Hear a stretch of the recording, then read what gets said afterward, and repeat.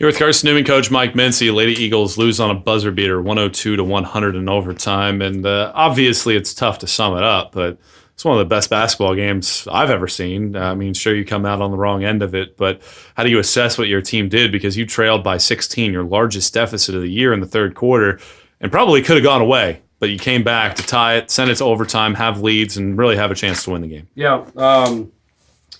First of all, JB does a great job, and Anderson's a great team. They got really good players. And, this is two really good basketball teams going toe-to-toe with each other. And their first half, from an offensive standpoint, and I told them at halftime, I was like, it might be the greatest I've seen Anderson play. Just in terms of their execution, they shot 61% from the field. They had 8 threes. Of course, I think we did too, but we kind of normally do that, you know. Found ourselves down 12, and like you said, there was a few times that, a lesser team would have folded. The way Anderson was playing, they would have folded, and it would have been a 20 or 30-point blowout probably. But proud of how we got some stops on the defensive end.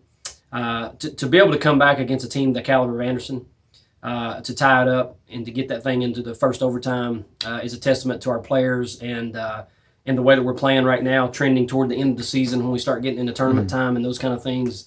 And then in overtime, well, let me go back. So we had to perform some plays late, and I was really proud of how they were able to make those things work. In the first overtime period, obviously we're disappointed in the 6-point lead that we had with a little over a minute to go. We foul a 3-point shooter. It's a 4-point play. Then they get another 3. I think we had a turnover somewhere in that span. I thought we had the game in control at that point. Obviously, Anderson made plays that mattered.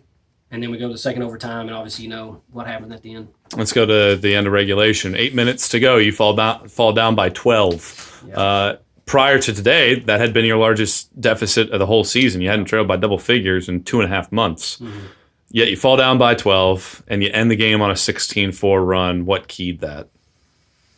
I think, obviously we've got good offensive players, and you got to be able to score to come up back like that. But, they just started getting stops. And, Anderson's in that mode of, we don't want to play too fast, and you want good shots, hoping the clock will tick away. And, of course, we got to go.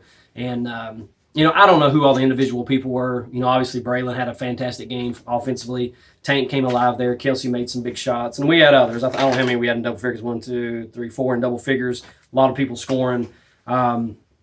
It was just a great basketball game, and you walk out of here excited that our team was able to play this way, but wish we'd have came away with the victory.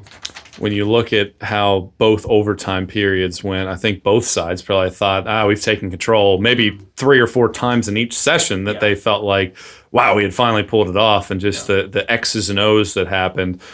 What can you say about how well your team was able to execute? Because in years past, 10 seconds left with no timeouts left, you would not have gotten a layup. But a freshman, Braylon Weichel, dribbled the length of the floor and was able to put you ahead. Yeah, I mean, she's a really good basketball player. And she's only a freshman. She's somebody that we know right now we can count on. She comes into a really big environment. The crowd was great today. We had a lot of fans here. Anderson had some people here, and she performed well beyond her years, to say the least. And, I called the timeout there. I thought she had the bucket to put us up 3. It kind of rolls off. But, with no timeouts, and for her to take it upon herself to get to the rim, because that's what you got to do. We're only down, 1 there, and to go get that bucket with 3.4 left on the clock. Very proud of how she did that. In terms of the last play, we can't ask for anything more.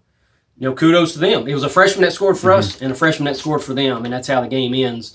We don't get it to Baggett. We don't get it to Mullenhauer, who are their 2 leaders and seniors on the team. And she catches the ball up there, and basically no screen or nothing. Just goes one-on-one, shoots it up there. So she made a play, and unfortunately we carry a loss home.